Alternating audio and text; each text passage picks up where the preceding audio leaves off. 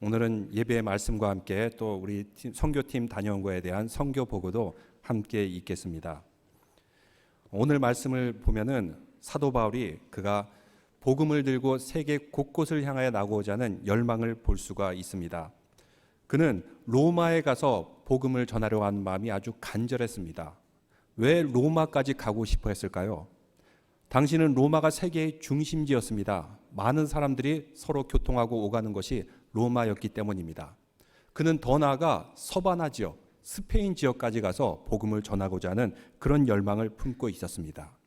그의 열망은 하나님의 소망이었고 그의 뜻은 하나님의 뜻이었기 때문에 결국은 그 뜻이 하나둘씩 이루어지게 되었던 것입니다. 당시 사람들은 자기가 사는 세계밖에 아는 것이 없었습니다. 자기가 사는 세계에 바운더리를 쳐놓고 그 울타리 안에서 안주하려고만 했습니다. 밖을 볼 줄을 몰랐어요. 다른 인종, 다른 언어를 사용하는 사람들에 대한 안목이 없었던 것이죠. 근데 사도 바울은 그 바운더리를 뛰어넘어서 로마, 더 나아가서는 그가 알고 있던 땅끝이라고 생각했던 스페인까지 가려고 했던 열망, 우리는 성경을 통해서 알 수가 있습니다. 그의 열망은 하나둘씩 열매로 맺혀가며 유럽의 지역, 그 유럽에 있는 사람들이 이제 조선 한반도까지 들어오며 선교 사역을 담당하게 되었던 것입니다. 우리 한반도 조선시대 때 최초로 온 개신교 선교사 누군지 아십니까? 1832년도에 1개월 정도 머문 일종의 단기 선교사라고 볼 수 있는 독일 선교사 구출라프라는 사람이 있습니다. 그는 영국의 상선 로드 암허스트 이 배를 타고 백령도 지역에 오게 되었습니다. 그가 첫 인상이 어땠을까요? 백령도 지역에 딱 머물러서 조선 사람들을 보니까 곳곳이 악취가 진동하고 아주 열악한 그런 환경을 그는 목격하게 되었습니다. 그가 사람들에 다가가서 복음을 전하려고 하면 사람들은 생전 처음 본 서양 사람 때문에 귀신이 왔다 하면서 다 도망가고 그런 어처구니 없는 일도 당하게 되었던 것입니다. 그런데 그는 선교사로서 성경을 주었고 또 의약품을 전달하였고 감자를 전달하고 떠나가게 되었습니다. 당시에 아무것도 할 수 있는 것이 없었습니다. 사람들은 다 도망가고 그를 피했기 때문에. 그렇지만 그가 남겼던 성경과 감자와 의약품 이거를 전달하면서 이렇게 후기를 쓰고 있습니다. 이는 하나님의 역사였다. 나는 이 땅에 뿌려진 하나님의 진리의 씨가 소멸되지 않으리라고 믿는다. 하나님의 영원하신 섭리 가운데 그들에게 하나님의 복음이 들어오고야 말 것이다. 나는 그날을 믿는다. 하나님께서 나의 이 미약한 방문도 축복하리라 믿는다. 그는 이렇게 후기를 쓰고 그 한 조선 반도를 떠나게 되었습니다. 190년이 흘렀습니다. 지금 백령도는 어떤 곳입니까? 여러분 지도에서 백령도를 찾을 수가 있습니까? 백령도는 저 북한 지역으로 아주 깊숙이 들어간 섬입니다. 보면은 한반도에서 남한에서 백령도 가는 것보다 북한에서 백령도 가는 게 훨씬 빨라요. 상식적으로는 이 땅을 지키질 못해요. 그런데 백령도는 우리 남한영으로 되어 있습니다. 거기에는 100년이 넘은 중화동 교회라고 개신교 교회가 있습니다. 또 그곳 주민의 80%가 그리스도인이에요. 교회를 다닙니다. 군부대 다음으로 많은 사람들이 바로 그리스도인이 거기에 살고 있는 것입니다. 그때 그가 복음의 씨앗을 뿌렸을 때는 참으로 미약했고 앞으로 어떤 일이 벌어질지 알 수가 없었지만 이렇게 100년이 넘어서 선교의 열매가 하나둘씩 맺어가는 것을 우리는 볼 수가 있습니다. 그가 남기고 간 모든 것들, 사실 당시만 해도 감자라는 것은 아주 생소한 그런 음식이었습니다. 그래서 북쪽에서 들어오기도 하였고 그 다음에 백령도에서 들어오기도 했는데 감자의 유래, 여러분 인터넷 백과사전에 찾아보면은 이렇게 나와 있습니다. 역사 기록에 의하면 북방으로부터 갑자기 이 땅에 들어오게 되었다. 순조 32년 영국의 상선 로드 암허스트호가 그 지역에 머물면서 백령도에 1개월간 머물게 되었는데 그 배에 타고 있던 선교사 구출라프가 김창환이라는 사람에게 전해주면서 전달되었다. 여러분 감자가 식량으로서 아주 중요한 겁니다.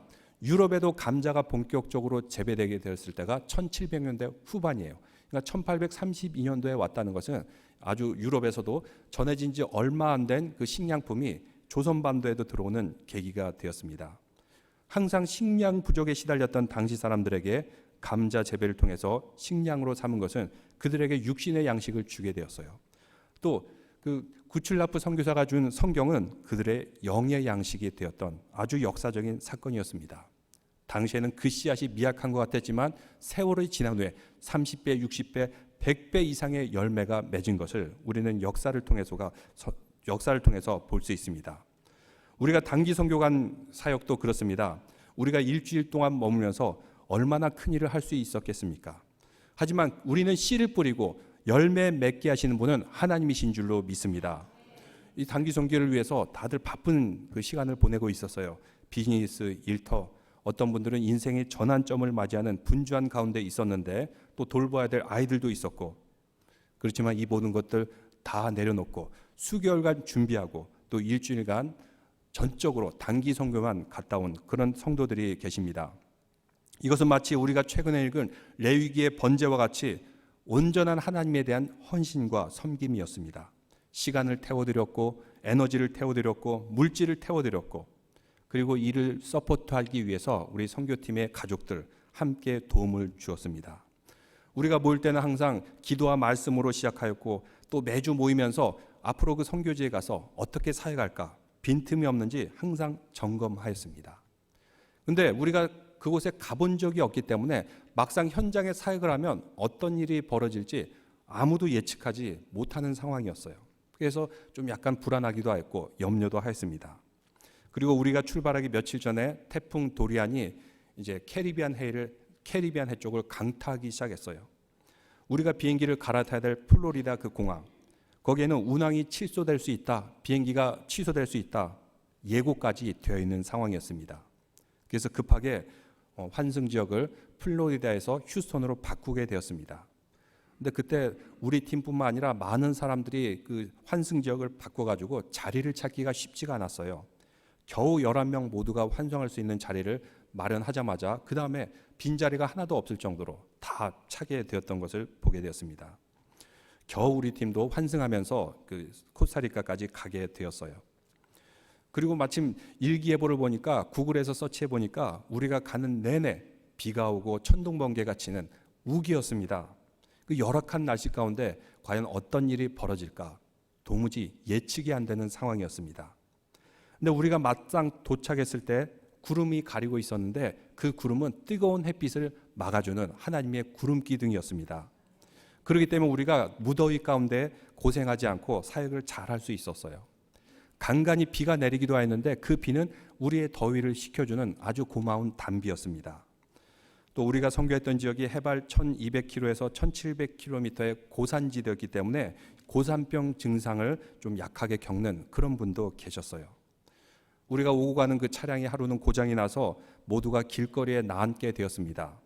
근데 모두가 불평 한마디 없이 웃으면서 기뻐하면서 즐거워하면서 이 사역을 잘 감당하게 되었습니다. 코스타리카는 알코올 및 마약 중독증 환자들이 많았습니다. 그리고 그들의 가정은 60%가 싱글맘에 의해서 양육되는 아이들이 있었고 도시 빈민 증대로 인해서 사회 불안 요인이 상존했던 곳입니다. 우리가 다니는 곳마다 빈민촌인에도 불구하고 거기에 항상 창살을 막아놔서 아무도 못 들어오게 꼭꼭 닫아놓고 사는 그런 사람들을 보게 되었습니다. 골목길을 가게 되면은 마치 한국의 1970년대, 80년대 그런 골목처럼 좁은 길을 따라서 마을이 형성되어 있었고 그 느낌은 우리 한국의 남산 밑에 있는 그런 마을이나 아니면 성북동에 있는 그 사람들이 밀집해 있는 그런 마을과 같았습니다.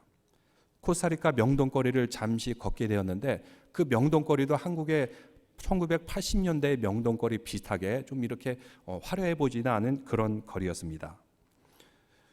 그 빈민촌 동네마다 우리가 다닐 때, 근데 현장에 마침 도달하 했을 때는 우리 선교팀이 언제 그랬냐는 듯이 모두가 일사불란하게 아주 손발이 척척 맞아가면서 사역을 잘 감당하게 되었습니다. 하나님의 성령의 감동하심과 또 하나님의 예비하심이 함께 있었는 줄로 믿습니다. 우리가 노방전도하러 다니는데 과연 몇 사람이 과연 우리 노방전도의 그 얘기를 듣고 저녁 집회 올까 좀 의구심이 들 때도 있었어요. 근데 막상 저녁에 집회를 하게 되는데 우리가 전도했던 많은 사람들이 그 교회에 모이게 되었습니다. 평소에 그 예배당에는 아주 적은 사람이 모였는데 우리가 전도한 이후에 예배당이 꽉 찰 정도로 사람들이 많이 모이게 되었어요. 근데 집회에 온 어떤 여학생이 있었는데 그 여학생은 한 10대 후반 되어 보이는데 교회에 처음으로 오는 그런 자매였다 그래요. 이름이 로사, 이제 영어로는 로즈, 장미라는 그런 뜻을 가지고 있는데, 근데 이 자매는 한국에 대해서 너무나도 잘 알고 있었어요. K-팝, 한국 드라마 이런 것을 잘 보고 있었고 나중에 한국에서 공부하고 싶어하는 그런 여학생이었습니다. 그러니까 한국 사람이 오니까 매우 호의적으로 사람들이 반응을 했던 것입니다.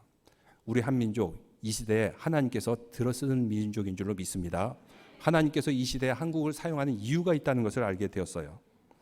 근데 우리가 함께했던 그 팀들을 보면은 저마다 가슴 아픈 사연을 가지고 있었어요. 한인 2세도 있었고 또 현지인들, 그 얘기들 들어보면 참으로 어려운 상황, 아픈 상처, 그 가정 가운데서 자라나는 그런 분들이었습니다.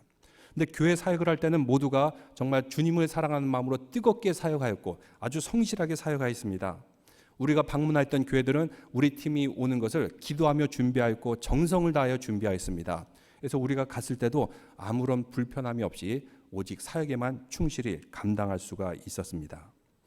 이런 식으로 일정이 시작되었어요. 처음에 이제 사람들이 방문하게 되면 이름을 적고 전화번호를 적습니다. 이 명단을 쭉 가지고 나중에 목사님께, 그 현지 교회 목사님에게 전달해 주게 되었습니다. 그 등록을 한 사람들은 먼저 복음 전도하는 방에 가서 복음의 말씀을 듣게 됩니다. 그리고 나서 안경 사역팀, 의료 사역팀, 그리고 미용 사역팀 이런 곳에 가게 되었어요. 아이들을 데리고 온 부모들은 아이들을 VBS 여름 성경학교에 맡기게 되었습니다. 또 아이들이 오면은 폴라로이드 사진으로 즉석 사진을 찍어주고 가족끼리 즉석 사진을 찍어주는데 이것이 또 그 사람들이 굉장히 좋아하는 그런 사역이었습니다. 이번에 안경 사역은 이제 일반적으로 안경 사역할 때는 원시를 교정하는 안경을 많이 가지고 가는데 이번에는 근시를 교정하는 사역도 하게 되었습니다. 미국에 보면은 안경 사역을 하는 그 미니스트리가 있는데 거기서 근시를 교정할 수 있는 기계가 있어요. 이 기계를 선교하는 팀들에게는 대여를 해줍니다. 그래서 그 기계를 대여해서 우리 이미혜 장로님이 또 이들을 잘 설명하는 법을 잘 알아가지고 이들에게 근시를 교정하는 그런 안경을 맞춰주게 되었습니다. 근데 그 방에 들어갔다 나온 사람들은 얼굴에 아주 환해가지고 와요. 여러분 안경 쓰는 사람들 안경 벗으면은 아무것도 안 보이잖아요. 앞이 잘 안 보여요. 그렇게 살고 있다가 안경을 쓰게 되니까 세상이 완전히 다르게 보이는 것입니다. 이렇게 눈을 뜨게 해주고 그들에게 하나님이 사랑의 눈을 뜨게 해주는 아주 귀한 사역들을 잘 담당하였습니다. 또 아이들에게도 VBS를 해주는데 아이들이 너무나도 착했고 조그만 선물에도 감사하였고 이렇게 기뻐하는 그런 모습 우리에게 기쁨을 주었고 또 미용 사역, 미용방에 갔다 나오면은 또 예쁘게 해가지고 나오면서 모두가 만족해하는 그런 모습들, 이런 모습들이 우리에게도 기쁨과 감사를 주게 되었습니다. 우리 선교팀뿐만 아니라 현지에 있는 사역자들 또 현지에 있는 한국 선교사님들 함께 시너지를 만들면서 아주 기쁘고 재미있고 또 그리고 복음 전도도 잘 되는 그런 사역을 잘 감당하고 왔습니다. 어떤 선교지에 가면은 그 선교팀으로부터 자꾸 무엇인가를 얻어내려고 그래요. 이것 달라 저것 달라 하면서 남용하려는 그런 사람들도 있습니다. 근데 코스타리카는 현지 사역자들, 그 봉사자들도 자발적으로 봉사했고 자원하는 마음으로 함께 사역했던 것이 참으로 인상적이었습니다. 우리의 섬김이 그 현지 선교사님들 그리고 현지 교회에 큰 도움이 됐을 뿐만 아니라 우리 선교팀에게도 매우 큰 은혜의 시간이 되었고 신앙적인 훈련의 시간이 되었습니다. 이번 단기 선교를 통해서 몇 가지 깨달은 것도 있습니다. 참 주님의 명령 따라 땅끝까지 복음 전할 때는 주님께서 언제든지 예비해 주시는구나. 하나님께서 열매 맺게 해주시는구나 알게 되었고 또 여기서만 있으면 백날 있어도 깨닫지 못하는 것. 한번 해외 선교를 갔다 오고 나니까 내가 보이기 시작해요. 나의 신앙생활이 어떠했나. 그리고 내가 사는 이 내슈빌 지역에도 어떻게 전도와 선교를 담당할 수 있을까. 이런 것들이 보이기 시작합니다. 그렇기 때문에 때로는 여행을 가고 해외 선교를 다녀오는 것이 매우 필요하구나 하는 것을 알게 되었습니다. 이번 선교팀 정말 참 여러 가지 예수 그리스도 안에서 한 마음이 되었고 한 몸이 되어서 정말로 기쁘고 즐겁게 잘 사역하였습니다. 우리가 생각했던 이상으로 2배, 3배 이상의 그 사역을 발휘하게 되었는데 그 이유는 여러분들이 기도해 주시고 중보해 주시고 또 후원해 주시고 음식을 준비해 주시고 이런 모든 준비의 손길 덕분에 선교 사역을 잘 마치고 오게 된 것 하나님께 영광 돌립니다.